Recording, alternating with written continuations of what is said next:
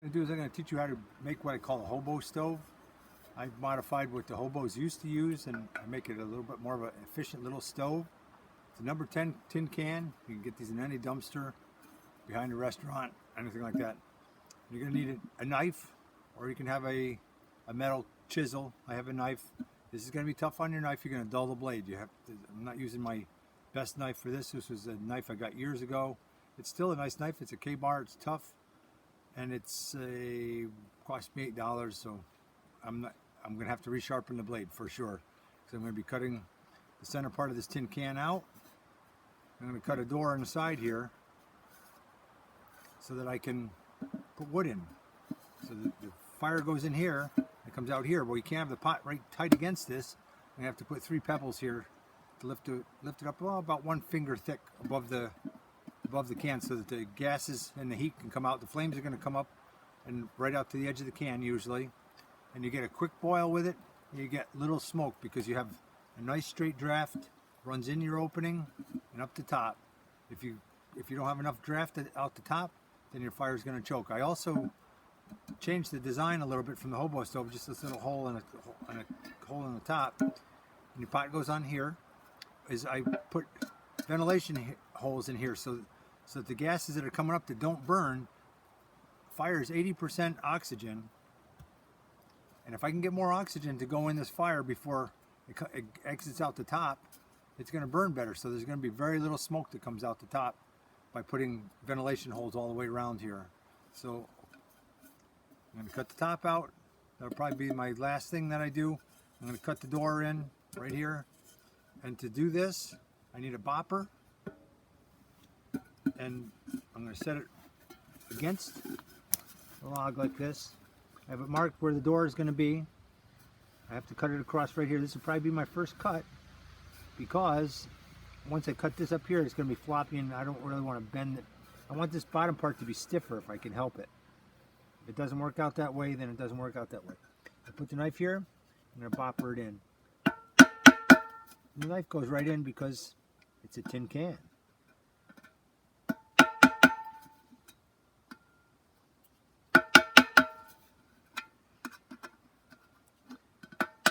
And it doesn't matter if it gets a little bit rough looking, because I'm going to roll that edge over anyway, so that doesn't matter.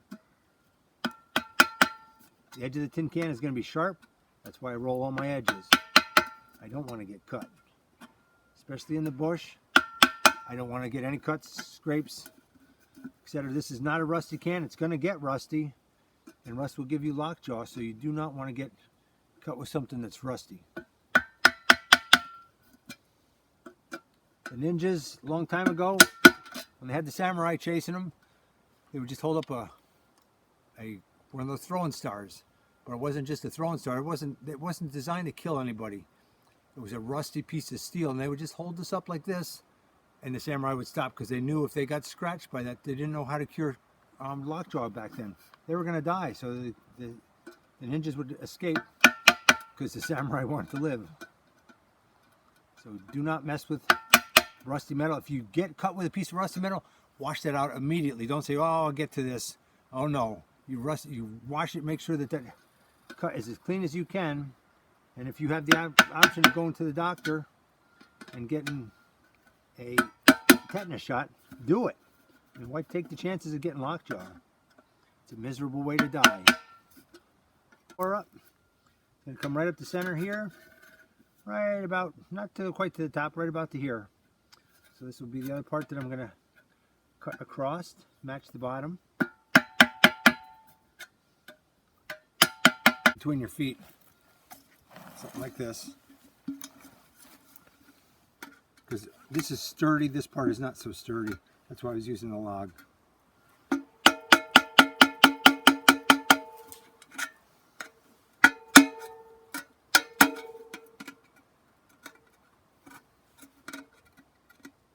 Leave a little space between it.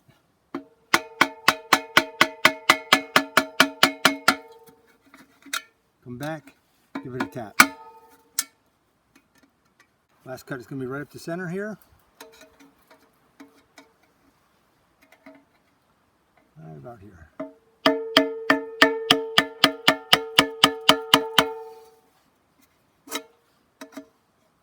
around, cut it through. Like I said, this is rough on your blade. It's not going to be sharp after I do this. I got to resharpen the tip for sure.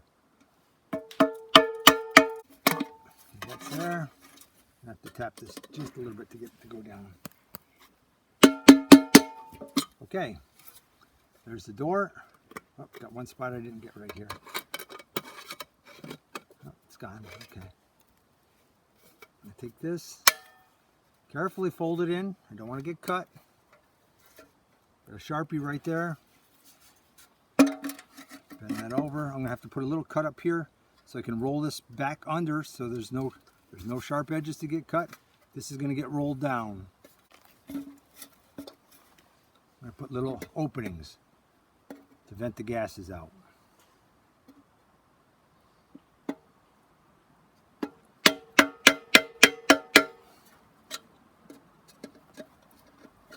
This is the little secret to having a fire that burns very efficiently. That extra oxygen that comes in at the top makes a huge difference.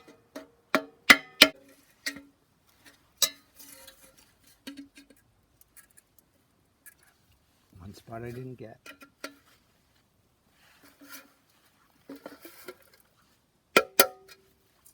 Okay.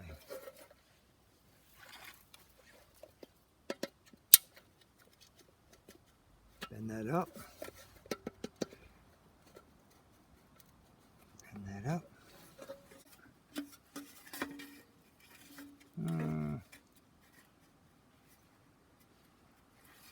That's probably enough. I'm going to cut the center out. Leave enough here to set three pebbles on. But I was just going to be using a small pot. I cut this one out.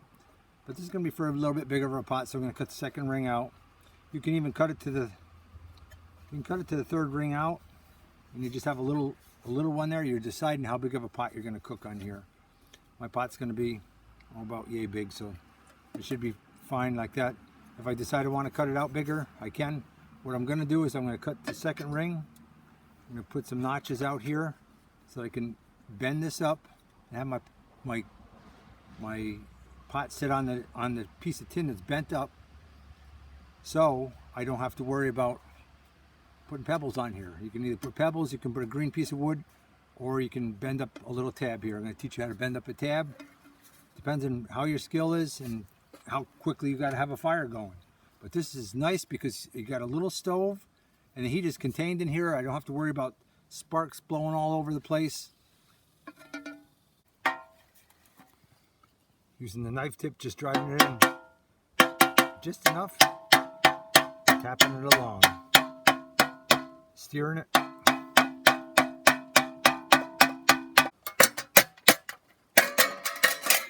Okay, there you have it. There's your thing, and I have pliers. If you don't have pliers, you can have gloves or something to protect your hands from that sharp edges of the tin, because it's going to cut you. Bend this up a little bit and bend it back down. So bend that tip right over it. So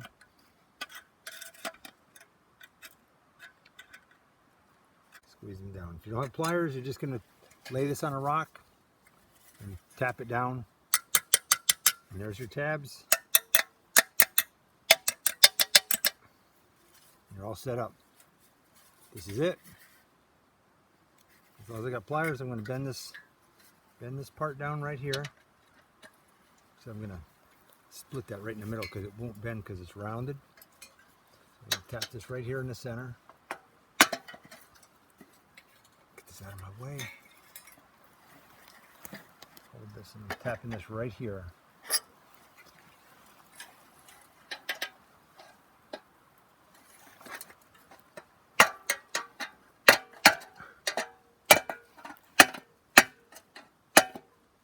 Maybe it won't go. Okay. Just gonna have to bend it. You don't want to have all them Sharpies hanging out to catch you, that's for sure.